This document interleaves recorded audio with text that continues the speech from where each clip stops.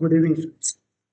Welcome to Career Launcher, and today we will be beginning with a very important topic that happened earlier this month.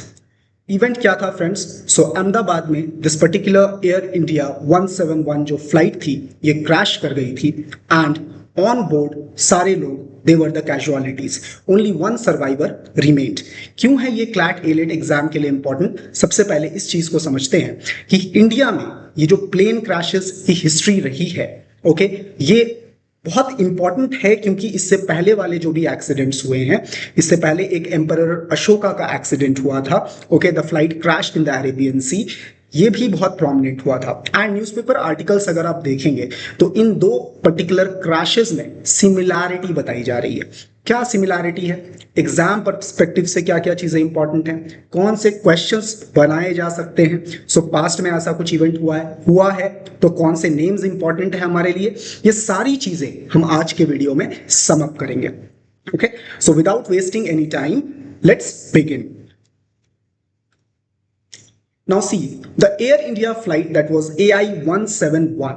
The first thing that you should remember from the exam point of perspective that जो aeroplane है उसका नाम था Boeing 787-8 Dreamliner. Okay, तो ये दोनों names याद रखिएगा क्योंकि बाकी जो क्रैशेस हुए हैं उसमें भी प्लेन के ऐसे ही कुछ नेम्स हैं, बट क्योंकि ये डायरेक्टली लिंक्ड है तो 171 ये याद रखना है एंड बोइंग 787-8 ड्रीमलाइनर इसका नाम था। Okay, please remember this for the exam. 12 जून को ये लंदन जाने के लिए उड़ा था एंड फ्लाइट के थोड़े देर बाद ही friends what happened, BJ medical college के बॉयज हॉस्टल जो कि मेघानी नगर एरिया में है, अहमदाबाद की एक लोकेलिटी में, वहां जाकर के ये क्रैश हो गया। ऑन बोर्ड 242 लोग थे, 241 on spot they were the casualties of the particular accident। इसके अलावा there was one survivor who was the British citizen। Okay, तो इसको अभी और डिटेल में हम आगे देखेंगे। तो सबसे पहले एयरक्राफ्ट का नाम again 787 Dreamliner, flight air India की फ्लाइट थी AI-171, घटना का दिन 12 जून 2025 और हुआ कहां था? अहमदाबाद, इंडिया। तो सर अभी आप बोले मेघानी नगर एरिया, ये याद रखना जरूरी है? No friends, this is not peculiarly important from the perspective of exam, but yes, the names are important. These are the names that you should remember. Okay, 241 casualties were recorded on board, जो कि 242 लोग बैठे हुए थे। इसके अलावा on ground जहां पर ये प्लेन क्रैश किया था फ्रेंड्स, वहां पर भी ऑन ग्राउंड बहुत सारे कैजुअलिटीज देखने के लिए मिले थे। ओके, नाउ सोल सर्वाइवर जो एक ब्रिटिश सिटीजन था, who was seated near an emergency exit, और इस पर्टिकुलर सीट का जो नाम था फ्रेंड्स वो था 11A। अब मैं 11A को और थोड़ा सा क्यूरियसली अगर डिस्कस करूं तो ये है कि अभी से कुछ 30 साल पहले भी थाईलैंड एयरवेज की एक फ्लाइट थी, वो क्रैश की थी और ठीक इसी सीट पर बैठा हुआ पैसेंजर जो है वो सरवाइव किया था। इंडियन एक्सप्रेस ने इसके ऊपर एक आर्टिकल भी लिखा था फ्रेंड्स दैट इस पर्टिकुलर सीट का जो प्राइस है वो आने वाले समय में हो सकता है बढ़ जाए। ओके, इतना भयंकर क्रैश था, बट दोनों ही क्रैश में, अब आप इसको कोइंसिडेंस कहो या any scientific attachment to it, but the passenger seated on this particular seat survived in both the crashes। okay, investigation चल रही है। अब investigation जो करने वाली बॉडी है उसका नाम हमें एग्जाम पर्सपेक्टिव से याद रखना है। Investigated by aircraft accident investigation bureau. Okay, तो इंडिया की ये जो बॉडी है ये किसी भी एयर फ्लाइट का अगर एक्सीडेंट होता है तो उसका इन्वेस्टिगेशन करती है। कोई टेक्निकल फ्लॉज आया था, पायलट के साथ कोई समस्या थी, कॉकपिट में चीजें आउट ऑफ कंट्रोल हो गई, हुआ क्या एग्जैक्टली, तो ये सारी चीजों का इंक्वायरी इन्वेस्टिगेशन जो है AAIB करती है। तो इसका फुल फॉर्म के साथ नाम याद रखेंगे, फुल फॉर्म भी पूछा जाता है फ्रेंड्स। ओके, दूसरा, ये जो इन्वेस्टिगेशन अभी चल रही है फ्रेंड्स, ये AAIB अकेले नहीं कर रही है, ये UK air accident investigation branch and US national transportation safety board NTSB के साथ मिलकर कर रही है। क्यों है ऐसा?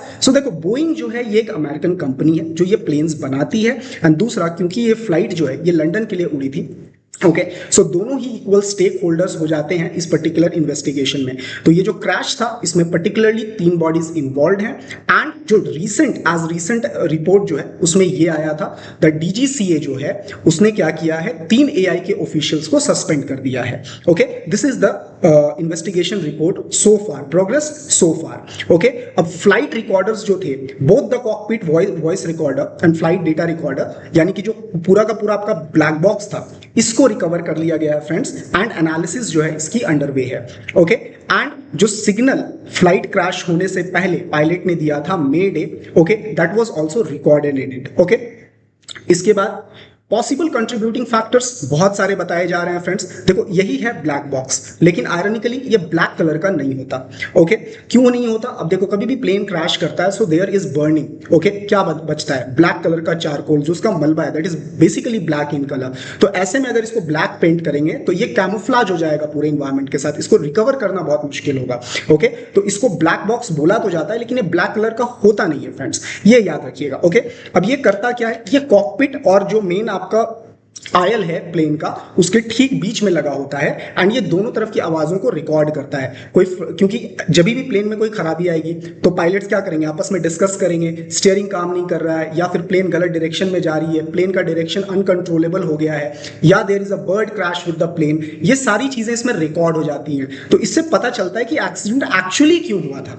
ओके, सो इंजन का इशू, अब यहां पर जो एक्सीडेंट हुआ है इसमें जो पॉसिबल चीजें बताई जा रही हैं वो क्या क्या है? तो इंजन का इशू, लॉस ऑफ पावर और thrust in both engines. Okay, thrust मतलब जिसकी वजह से प्लेन उड़ता है, आगे बढ़ता है। ओके, एंड उसके बाद कोई बर्ड हो सकता है जो टकरा गया हो। एक बच्चे ने एक इमेज क्लिक की थी फ्रेंड्स जो बहुत वायरल हुई थी, आपने अगर देखा होगा तो इसमें टेक्निकल फ्लॉज भी बहुत सारे निकल करके आए थे कि जब प्लेन टेक ऑफ करता है तो उसका जो विंग होता है वो थोड़ा सा कर्व्ड अप हो जाता है, और उसके जो पीछे फ्लैप्स लगे होते हैं फ्रेंड, जिसकी वजह से प्लेन अपना डायरेक्शन चेंज करता है, ये भी मैल फंक्शन कर रहा था। ओके, क्या पायलट डिस्ट्रैक्टेड था? A distraction in the cockpit that led to missing standard procedures. Okay, इस चीज की भी संभावना बताई गई है। देखो ये सारी चीजें जो मैं बता रहा हूं ये अभी तक रिपोर्ट में पूरे तरीके से कंप्लीटली एस्टैब्लिश्ड नहीं है। ओके, लेकिन हाँ इस चीज के एप्रीहेंशंस जरूर हैं as the investigation is under way. Okay, technical malfunctions. So concern regarding potential technical issues with Boeing 7878 Dreamliner has been raised. Okay, तो उस बच्चे ने जो ये इमेज क्लिक किया था ना फ्रेंड्स, तो उसके बाद ये बात निकल करके आई थी कि हो सकता है प्लेन में पहले से ही टेक्निकल फ्लॉज थे, एंड उसके बाद भी प्लेन को टेक ऑफ कराया गया था। ओके, उसके बाद आगे देखते हैं। अब देखो यहां तक तो कहानी थी कि जो क्रैश हुआ आपका, okay, all the people died along living only one survivor. जहां पर क्रैश हुआ वहां पर भी बहुत लोगों की जान चली गई फ्रेंड्स, दुर्भाग्यपूर्ण है। लेकिन एग्जाम के लिए जो चीजें इससे हमारे लिए निकल करके आती हैं अब उस पर थोड़ा नजर डालते हैं। तो सिविल एविएशन का जो गवर्नेंस है ये इंडिया में होता कैसे है? प्रॉपर एलेट में भी आपसे एक सवाल पूछा जा सकता है, क्लैट में भी इंडिपेंडेंटली आपसे एक सवाल पूछा जा सकता है अगर इसके ऊपर एक पैसेज आता है। इससे पहले जो मैंने चीज डिस्कस किया कि इंजन इश्यूज, पायलट का डिस्ट्रैक्शन होना या टेक्निकल मैल फंक्शन होना, ये सारे पॉसिबिलिटीज हैं। किस तरह के सवाल बन सकते हैं इससे? अब देखो लास्ट ईयर क्लैट ने बहुत चालाकी से क्या किया, 14 आउट ऑफ 28 क्वेश्चंस ऐसे बनाए जिसमें ऑल ऑफ द अबव या नन ऑफ द अबव जो ऑप्शंस थे। ओके, अब ऐसे में पैसेज में आपको ये पर्टिकुलर इंजन इशू या पायलट डिस्ट्रैक्शन ये सबको पैसेज में फ्रेम करके दिया जा सकता है, एंड नीचे एक सवाल पूछ देगा which of the following were the possible factors that led to the crash of the particular AI plane. Okay, so ऐसे सवालों के लिए थोड़ा सा तैयार रहना है, एंड यही कारण से इसको थोड़ा सा रीड करके दिमाग में जरूर रखेंगे। ओके, इसके बाद जो गवर्निंग बॉडीज हैं तो सबसे पहला कौन सा है? तो DGCA is the first body. Proper AILET में आपसे सवाल पूछा जा सकता है कि इसमें से कौन से ऐसे पर्टिकुलर फंक्शंस हैं जो डीसीए परफॉर्म करता है या फिर नहीं करता है। ओके, सो डीजीसीए जो है ये प्राइमरी रेगुलेटरी अथॉरिटी है सिविल एविएशन की, not military, only civil aviation in India, operating under ministry of civil aviation. तो ये काम किसके अंडर में करती है फ्रेंड्स? याद रखेंगे मिनिस्ट्री ऑफ सिविल एविएशन के अंडर में ये काम करती है। It is responsible for enforcing civil aviation regulations, ensuring air safety and airworthiness. Okay, regulating air transport services, उसको भी ये कंट्रोल करती है। पायलट्स को लाइसेंस करती है, उनकी ट्रेनिंग पीरियड पूरी हो चुकी है, अब ये प्लेन्स उड़ाने के लिए एलिजिबल हैं। देखो फ्रेंड्स, हर पायलट को हर प्लेन उड़ाने के लिए नहीं दिया जाता। देयर आर सर्टेन प्लेन्स जिसमें आपको certain hours of flight experience होनी जरूरी है, तभी आप उस प्लेन को उड़ा सकते हैं। तो ये सब चीज सर्टिफाई करना या फिर पायलट्स के बीच में रोल्स को डिवाइड करना, कौन सा पायलट कौन से प्लेन को उड़ाने के लिए एलिजिबल है, ये सारा जो काम है ये देखता है डीजीसीए। याद रखेंगे full form, directorate general of civil aviation. Abbreviation के साथ फुल फॉर्म भी याद रखिएगा, एग्जाम में आपसे सीधा सीधा फुल फॉर्म भी पूछा जा सकता है। ओके, दूसरा मिनिस्ट्री ऑफ सिविल एविएशन, ये जो है ये एक नोडल एजेंसी है जिसके अंदर में एयरपोर्ट अथॉरिटी ऑफ इंडिया और डीजीसीए दोनों काम करते हैं. Okay, so the ministry provide policy directions, strategic planning and oversight to civil aviation sector. Okay, it supervises regulatory bodies like DGCA and AAI. AAI का full form क्या है friends? Airport Authority of India. तो ये सब जो abbreviations है इनको please याद रखेंगे. These are only small things. यही छोटी छोटी चीजें हैं जिस पर सवाल बन जाता है friends. Okay, उसके बाद next देखते हैं. तो तीसरा है Airport Authority of India. इसका टास्क क्या है? एयर ट्रैफिक एंड एयरपोर्ट को कंट्रोल करना. ये बताना कि कोई भी फ्लाइट कहीं से आ रही है तो उसका रूट ये है, तो अगली फ्लाइट जो है वो उस रूट से ना जा करके किसी और रूट से जाएगी. ओके, तो task with management of airports and provisions of air navigation services across Indian air space. Okay, जैसे रेलवेज में होता है ना कि इस पर्टिकुलर ट्रेन लाइन पर कोई दूसरी ट्रेन आ रही है तो उस ट्रेन को रोक, जो दूसरी वाली ट्रेन है उसको रोक दिया जाता है, फिर वो ट्रेन जब वहां से पार हो जाती है फिर उसको छोड़ा जाता है. तो ये जो ट्रैफिक मैनेजमेंट का काम है ठीक उसी तरह एयरपोर्ट में एयरपोर्ट अथॉरिटी ऑफ इंडिया करती है. ओके, एंड उसके बाद जो चौथा है that is military aviation. Okay, अब ये जो मिलिट्री एविएशन है ये मिनिस्ट्री ऑफ डिफेंस के अंदर में आता है फ्रेंड्स, ये मिनिस्ट्री ऑफ सिविल एविएशन के अंडर में नहीं आता है. याद रखेंगे इस चीज को, इसका पूरा का पूरा सेगमेंट ही अलग है. Okay, Indian air force along with naval and army aviation units इसको देखती है, परफॉर्म करती है. अब मान लीजिए फॉर एग्जांपल मिग, बहुत बार मिग का क्रैशेस जो है वो न्यूज में रहता है. कोई प्लेन क्रैश कर गया, कैसे क्रैश हुआ, was there any default made by the pilot, was there any fault in the engine, ये सारा चीज मिनिस्ट्री ऑफ सिविल एविएशन नहीं देखेगा इस केस में. इस केस में ये काम है मिनिस्ट्री ऑफ डिफेंस का. Okay, so completely a separate body that takes care of this particular thing. क्यों बता रहा हूं? ऑप्शन एलिमिनेशन में काम आएगा. आने वाले अभी ये जो हम लोग सवाल देखेंगे उसमें वी विल सी कि कैसे ये सारा इंफॉर्मेशन भी हम यूज करते हैं ऑप्शन को एलिमिनेट करने के लिए. ओके, नेक्स्ट जो पर्सपेक्टिव है वो है स्कीम का. ओके, स्कीम का फ्रेंड्स. तो नेक्स्ट पर्सपेक्टिव जो आपसे पूछा जा सकता है, उड़ान स्कीम जो एक एविएशन स्कीम थी ये क्यों लाया गया था? तो अक्टूबर के 2016 में इस स्कीम को प्रधानमंत्री मोदी ने लॉन्च किया था friends, with the idea that एक चप्पल पहनने वाला व्यक्ति भी क्या कर सकता है, हवाई सफर कर सकता है. ओके, ये इसका एजेंडा था. ये एग्जैक्टली पीएम मोदी के वर्ड्स थे जब उन्होंने इस स्कीम को लॉन्च किया था. ओके, तो क्या बोला गया है? एयर ट्रैवल को अफोर्डेबल बनाना है and accessible for the common man, specially in tier 2 and tier 3 cities. And इससे क्या होगी? कनेक्टिविटी एनहांस होगी. एक चीज समझेंगे फ्रेंड्स, किसी भी फास्ट ग्रोइंग इकोनॉमी के लिए transportation and means of transportation का फास्ट होना बहुत जरूरी है. सो इंक्लूसिविटी, सारे लोग इस चीज का हिस्सा बन सके, ये भी बहुत जरूरी है. And hence for the common man to afford an air flight, ये पर्टिकुलर स्कीम को 2016 में लॉन्च किया गया था. ये अपने आप में एक एक्रोनिम है फ्रेंड्स, इसका फुल फॉर्म है उड़े देश का आम नागरिक. ओके, इसको याद रखेंगे एग्जाम के लिए. अब कुछ की फीचर्स देखते हैं इसके. कनेक्ट्स अंडरसर्व्ड या unserved airports to major cities, यानी छोटे छोटे जो एयरपोर्ट्स हैं, जो छोटे छोटे एरियाज में बने हुए हैं, उनको बड़े एयरपोर्ट, बड़े शहरों के एयरपोर्ट के साथ कनेक्ट करता है. दूसरा, ये सब्सिडाइज्ड एयर फेयर भी देता है. Promotes development and upgradation of regional airports. Okay, and सबसे इंपॉर्टेंट बात जो एग्जाम के लिए आपको याद रखना है, प्रॉपर एलेट का सवाल बनेगा. इंप्लीमेंटेड बाय मिनिस्ट्री, कौन सी मिनिस्ट्री इंप्लीमेंट करती है? तो देखो यहां पर आम नागरिक उड़ रहे हैं तो वो सिविलियंस हैं, सो कौन करेगा? मिनिस्ट्री ऑफ सिविल एविएशन ही करेगी. Next, operated in partnership with airport authority of India. तो ये जो है ये पर्टिकुलर स्कीम में और दो स्टेक होल्डर्स हैं. कौन कौन से? एक तो मिनिस्ट्री हो गई, मिनिस्ट्री ऑफ सिविल एविएशन की, दूसरी जो है वो है airport authority of India. Okay, दोनों को याद रखेंगे. नेक्स्ट, अब क्योंकि हम लोगों ने brief history of plane accident से बात शुरू करी थी, तो देखते हैं मेजर 2 प्लेन एक्सीडेंट जो पास्ट में हुए हैं. तो इसमें से जो पहला प्लेन एक्सीडेंट है फ्रेंड्स वो है emperor Ashoka 47 years ago. Okay, आज से ठीक 47 साल पहले एक और दुर्घटना हुई थी. अब ये इसीलिए मैंने कवर किया है पूरे वीडियो में बिकॉज न्यूज़पेपर में इस पर्टिकुलर एक्सीडेंट को इन पैरेलल जोड़ करके देखा जा रहा है अभी वाले क्रैश से. ओके, तो इसमें हुआ क्या था एग्जैक्टली? तो देखो नाम जो था, नाम प्लीज याद रखना, AI 855 एम्परर अशोका इसका नाम था. ओके, उसके बाद डेट जनवरी 1, 1978 को यह घटना हुई थी. प्लेन जो है वो मुंबई के Santa Cruz airport, Chhatrapati Shivaji Maharaj international airport, पहले नाम था सांता क्रूज. ओके, इसका नाम बदल करके बाद में शिवाजी महाराज इंटरनेशनल टर्मिनल जो अभी इसका नाम है, यहां से प्लेन ने टेक ऑफ करा था. एंड ठीक अरेबियन सी के ऊपर पहुंच करके ये नोज डाइव यानी कि गिर गया था अरेबियन सी में. क्या हुआ था एग्जैक्टली? तो देखो सबसे पहले इनके जो क्रू मेंबर थे, जो कैप्टन थे, वो थे ML कुकर. इनका नाम न्यूज़पेपर में बहुत ज्यादा हाईलाइट हुआ है. है because of this particular accident that took place recently, तो इनका नाम याद रखिएगा। Okay, he was actually said to be suffering from spatial disorientation. ये एक तरीके का सिंड्रोम है जब जो आपका पायलट है उसको ऐसा लगने लगे कि जिस डायरेक्शन में वो प्लेन को मोड़ रहा है उस डायरेक्शन में प्लेन नहीं जाकर के किसी दूसरे डायरेक्शन में जा रही है, ऐसा उसको फील होता है। तो यही चीज यहां पर हुआ था, that he believe the plane was banking right, and उन्होंने क्या किया, स्टीयरिंग को लेफ्ट कर दिया था, जिसके वजह से प्लेन आउट ऑफ कंट्रोल हो गया। ओके, सो नाम क्या था प्लेन का, Emperor Ashoka, and these were the 3 crew members. देखो फ्रेंड्स, ओरिजिनल डॉक्यूमेंट है जहां पर तीनों क्रू मेंबर्स के नाम रिकॉर्डेड है, तो याद रखेंगे captain Indu Vimani, okay sorry Virmani, second is captain Madan Lal Kukar, जिसका नाम एमएल कुकर मैंने एब्रिविएट किया था, ओके, एंड तीसरा is mister Alfredo Faria. Okay, ये तीनों जो हैं, इन तीनों के नाम प्लीज याद रखेंगे,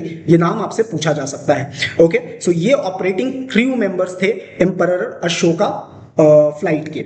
ओके, इसके बाद जो दूसरा फ्लाइट आपको दूसरा इवेंट जो याद रखना है वो है कनिष्क बॉम्बिंग की। तो कनिष्का बॉम्बिंग क्या हुआ था, फ्लाइट 182 ये टोरंटो से निकली थी, okay, en route to Delhi, ये दिल्ली आने वाली थी वाया मॉन्ट्रियल एंड लंदन होकर के, एंड इसी बीच में ऐसा माना जाता है फ्रेंड्स कि प्लेन में किसी ने एक बॉम्ब प्लांट कर दिया था। Okay, the bomb planted in checked baggage in Canada detonated mid air, and जो प्लेन है वो हवा में ही फट गया था फ्रेंड्स, 2 टुकड़ों में। This is somewhat the original footage of it. All passengers and crew were killed instantly, instant पूरा का पूरे जो लोग सफर कर रहे थे, जितने भी पैसेंजर्स ऑन बोर्ड थे, they died, they were the casualties. Okay, and इस बॉम्बिंग की जो जिम्मेदारी है वो ली थी किसने, बाबर खालसा के ग्रुप ने। ओके, एंड क्या बोला जा रहा था, दैट उन्होंने ऑपरेशन ब्लू स्टार का बदला लिया है। तो ऑपरेशन ब्लू स्टार एक इंपॉर्टेंट फैक्ट है, एक इंपॉर्टेंट मिशन हुआ था, ओके, 1984 में, okay, and advocated for a separate Sikh state Khalistan. Okay, the international Sikh youth foundation was also mentioned during the investigations. Okay, so देखो ये एलिजेड था फ्रेंड्स, ओके, ये एलिजेड था, इन्वेस्टिगेशंस में इनका नाम जरूर उठा था। Okay, the recent crash is no different, और ये जो अभी का एक क्रैश हुआ है, कुल मिलाकर के देखो 3 ऐसे इवेंट्स हैं जो प्राइमल रहे हैं, और भी बहुत सारे क्रैशेस हुए हैं, लेकिन ये जो 3 है ये मेजरली आपके एग्जाम में सवाल बना सकते हैं। ओके, तो blue star, operation blue star कब हुआ था, एज अ फैक्ट याद रखिएगा 1984 में। ओके, अब लेते हैं कुछ सवाल, देखते हैं किस तरीके के सवाल इस पर्टिकुलर टॉपिक से बनाए जा सकते हैं, from very easy to moderate to the toughest of the questions. Okay, now जो पहला सवाल है, which of the following is not regulated by DGCA. इस तरह के सवाल क्लैट भी बना सकता है, इस तरह के सवाल एलेट भी बना सकता है। तो अब इसको कैसे एनालाइज करना है, देखो, licensing of civil pilots, yes DGCA ये करता है। Safety regulation in commercial flights, yes for the civil, और ये काम किसके अंदर में करता है, मिनिस्ट्री ऑफ सिविल एविएशन के अंडर में काम करता है।